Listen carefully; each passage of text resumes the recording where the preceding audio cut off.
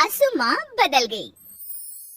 कहानी उस घर की है जहाँ बहू और बेटी को एक माना जाता था, लेकिन फिर। अरे शिखा बेटा, तू रसोई में क्यों घुसी रहती है? जा, रोटी मैं बना लूंगी। नहीं नहीं माँ जी, आप बैठिए, बस सारा खाना बन ही गया है। श्वेता को बोल देती हूँ, वो खाना लगा देगी सबका। सॉरी भाभी, मेरे पास वक्त नहीं है। माँ, मुझे पैसे देना, पार्लर जाना है। हाँ हाँ चली जाना, भाभी को भी ले जाना। वो भी जाने को बोल रही थी पार्लर, पर पहले ना मदद कर दे उसके खाना लगाने में। देख माँ, वो बहू है, उसे बहू रहने देना। इतना सर पर मत चढ़ा भाभी को। श्वेता, ज्यादा मत बोला कर। बहू और बेटी में कोई फर्क नहीं होता है। जा जाकर काम कर। ननद को माँ का भाभी से इस तरह प्यार करना बिल्कुल अच्छा नहीं लगता। वो बार बार किसी न किसी तरह माँ को भाभी के खिलाफ भड़काती रहती, लेकिन कोई फायदा ना होता। एक रोज, अरे बेटे किशन, जा बहू को कहीं घुमा कर ला। सारा दिन घर में काम करती रहती है।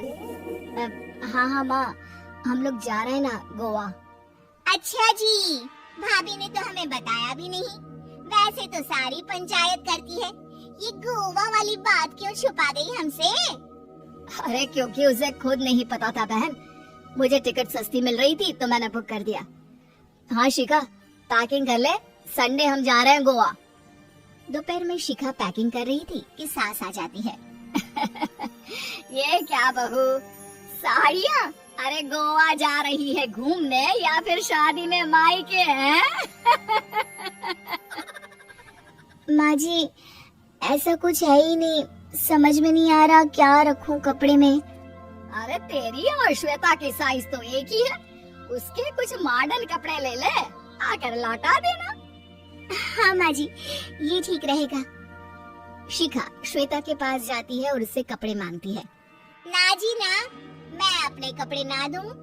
वैसे भी फैल जाएंगे मेरे कपड़े, बहुत महंगे वाले हैं। शिखा मुंह लटकाकर कमरे में आ जाती है तो सास कहती है, चल तैयार हो जा, तुझे मैं शॉपिंग करा कर लाती हूँ गोवा की। बस फिर क्या था, सास बहू निकल जाते हैं मार्केट और एक से बढ़कर एक ड्रेस खरीद कर घर आते हैं। पहले बता देती कि नए कपड़े दिलाने वाली है भाभी को, तो मैं अपने ही दे देती ना भाभी को, मुझे दिला देती नए कपड़े। देख श्वेता, परिवार का मतलब सबके साथ रहना होता है, ना कि सिर्फ अपना सोचना। वैसे भी तुझे अच्छे संस्कार सीखने चाहिए। और रही बात कपड़ों की, तो शिखा, आज से घर पर भी तू मॉडर्न कपड़े ही पहनेगी। कोई जरूरत नहीं है ये साड़ी वाड़ी लपेटने की। अब क्या था, घर पर श्वेता और शिखा एक जैसे रहते। एक बार पड़ोसन आती है। अरे बेटा, अपनी माँ को तो बुलाना, जरा बात करनी है। शिखा सास को बताती है और रसोई में चली जाती है। ये आपकी बेटी बहुत बड़ी हो गई है, इसके लिए एक रिश्ता है, कहो तो बता दूं। ये बेटी नहीं बहू है, घर में सब एक जैसे ही रहता है। वैसे मेरी बेटी भी बड़ी हो गई है, कोई रिश्ता हो तो जरूर बताना। पड़ोसन रिश्ता लेकर उन लोगों के घर आती है। तब श्वेता की होने वाली सास कहती है, तो ये घर है, कितने मंजिल का है? और ये बहू ने आपकी क्या पहन रखा है, जीन्स टॉप? अरे भाई, साड़ी वाड़ी नहीं है क्या इसके पास? देखिए, सर्दी है तो साड़ी में बहू कैसे मैनेज करती, वैसे पहनती है साड़ी भी। देखिए, हम लोग ठहरे पैसे वाले लोग, कोई कमी नहीं है हम लोगों के पास पैसों की, बहुत पैसे हैं, जमीन, नौकर, चाकर, कार, सब कुछ है, लेकिन घर में संस्कारी बहू चाहिए। समझ रही है ना आप? सास कुछ कहती कि श्वेता बोल पड़ती है, हाय रे, नौकर चाकर से लेकर जमीन, कार, पैसा, हाँ, मुझे रिश्ता मंजूर है मुझे। अरे रुक जा श्वेता, मैं बात कर रही हूँ ना। देखिए, हम लोगों के घर इतनी आजादी नहीं मिलेगी। अरे हाँ कर देना माँ, हाँ कर दे जल्दी से। सास क्या करती, बेटी की शादी ऐसे घर में कर देती है जहाँ ना उनके विचार मिलते हैं और ना ही आचार। शादी के बाद एक रोज फोन पर, श्वेता बेटा, एक बार घर आ जा, बहुत दिल करता है तुझे देखने का। मामू, घर पर बहुत काम होता है, कैसे आऊँ? बड़ा घर है, लेकिन आने जाने वालों की लाइन ही लगी रहती है। बेटा मैं तो जानती थी उस घर का हाल, लेकिन तू ही नहीं मान रही थी। माँ देख, हर घर का यही हाल है। तेरी बेटी को यहाँ घूंघट हटाने की परमिशन नहीं है और एक तरफ भाभी स्कर्ट पहनकर घूम रही है। बेटा मुझे क्या पता था कि मेरी बेटी को ससुराल के नाम पर पिंजरा मिल जाएगा। अच्छा माँ, फोन रखती हूँ, सास को गर्मा गर्म रोटी खिलानी है। तुम लोगों की तरह नहीं कि एक रोटी बनाओ, एक सब्जी बनाओ, फिर सारा दिन फ्री होकर घूमो। सास फोन तो रख देती है, लेकिन सोच में पड़ जाती है कि एक तरफ बेटी जिसे कोई आजादी नहीं, वहीं दूसरी तरफ बहू जिसे देखकर लगता ही नहीं कि उसकी शादी भी हुई है। अगले रोज। शिखा, अरे ओ शिखा। हाँ माँ, क्या हुआ? कुछ चाहिए आपको? मैं जिम जा रही थी। जिम के कपड़ों में बहू को देखकर सास को घूंघट में अपनी बेटी का ख्याल आता है। देख बहू, घर में बहू की तरह रहा कर। इतने टाइट कपड़े पहनकर जिम जाना पसंद नहीं मुझे।